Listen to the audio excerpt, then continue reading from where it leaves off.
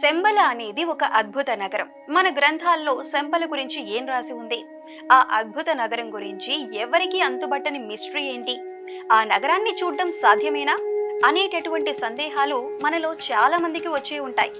వాటికి సంబంధించిన కొన్ని రహస్యాలను ఈ రోజుటి మన వీడియోలో తెలుసుకుందాం. శంబల గురించి, కల్కి జననం గురించి భాగవతంలోని 12వ కాండం 2వ అధ్యాయం 18వ వచనంలోను, కల్కి పురాణంలోని 2వ అధ్యాయం 15వ వచనంలోనూ సుస్పష్టంగా వివరించబడి ఉంది. విష్ణుమూర్తి 10వ అవతారమైన కల్కి కలియుగం అంతమయ్యే సమయంలో సుమతి అనే ఒక ఆవిడ గర్భంలో జన్మిస్తాడని, పరశురాముడు కల్కికి అన్ని వేదాలు, యుద్ధ విద్యలు నేర్పిస్తాడని రాసి ఉంది. కల్కి శంబలకి 25వ రాజు.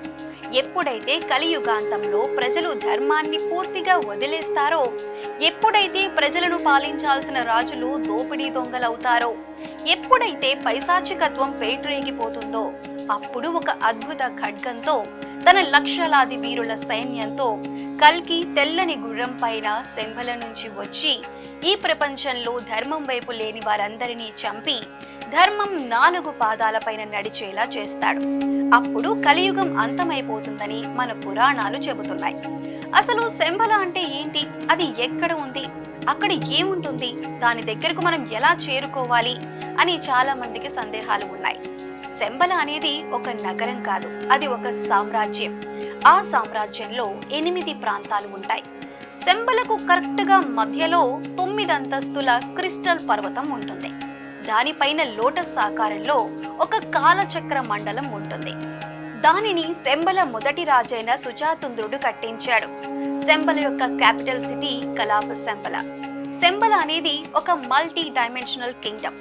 అక్కడ ఉండేవారు పర్ఫెక్ట్ హ్యూమన్ బీయింగ్స్. శారీరకంగా, మానసికంగా అక్కడందరూ పర్ఫెక్ట్ గా ఉంటారు. చాలా అందంగా ఉంటారు. వాళ్ళకి రోగాలు రావు. అక్కడ ఒక్కొక్కరు 4000 సంవత్సరాలు జీవిస్తారు.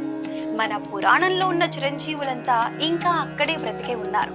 హనుమంతుడు, అశ్వత్థామ, ఇలా ఎంతో మంది చిరంజీవులు అక్కడ ఇంకా బ్రతికే ఉన్నారు. అక్కడ ఉండేవారు అత్యంత మేధా సంపన్నులు. మోస్ట్ అడ్వాన్స్డ్ టెక్నాలజీ అక్కడ ఉంది. వాళ్ళు టైం ట్రావెల్ కూడా చేయగలరు, టెలిపోర్టేషన్ కూడా చేయగలరు, ఏలియన్స్ తో కాంటాక్ట్ అవ్వగలరు. వాళ్ళకి సాధ్యం కానిదనేది ఏమీ లేదు. అందుకని వారు భవిష్యత్తులోకి ప్రయాణించగలరు. కాబట్టి భవిష్యత్తులో వచ్చే రోగాలకు సంబంధించిన మెడిసిన్స్ గురించి ఆయుర్వేదంలో ముందే చెప్పగలిగారు. ఇప్పుడు మనం ఎదుర్కొంటున్న అనారోగ్య సమస్యలన్నింటికీ ఆయుర్వేదంలో ముందుగానే చికిత్స విధానాలు లిఖించబడి ఉన్నాయి. వేదాలన్నీ మనకి శంబల నుండే వచ్చాయి. కల్కి సైన్యంలోని వీరులకి ట్రైనింగ్ ఇచ్చేది అశ్వత్థామే. ఇంతకీ అంతటి అద్భుతమైన సామ్రాజ్యం ఎక్కడ ఉంది అని అడిగితే, మన మనుషులు కేవలం 3 డైమెన్షన్స్ మాత్రమే ఎక్స్పీరియన్స్ అవ్వగలరు. కానీ 4th డైమెన్షన్ కూడా ఉంది. అదే టైం అండ్ స్పేస్.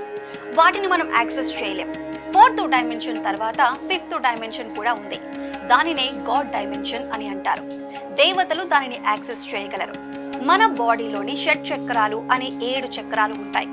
అవి ఎనర్జీ ఫ్లోకి గేట్వేస్. అలానే మన భూగ్రహంలో కూడా లైఫ్ ఉంటుంది.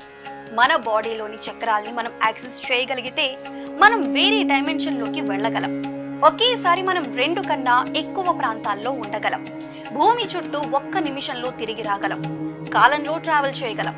దీనికోసమే ఎంతో మంది మునులు, సన్యాసులు, సాధువులు, బాబాలు హిమాలయాలకు వెళ్లి సాధన చేస్తున్నారు. ఎవరైతే వాళ్ళ చక్రాలను యాక్టివేట్ చేసి వేరే డైమెన్షన్ కి వెళ్ళగలుగుతారో వాళ్ళు శంబల కింగ్డమ్ ని చూడగలుగుతారు. ఎందుకంటే శంబల అనేది ఒక మల్టీ డైమెన్షనల్ కింగ్డమ్. అది మానవ మాత్రులకు కనబడదు.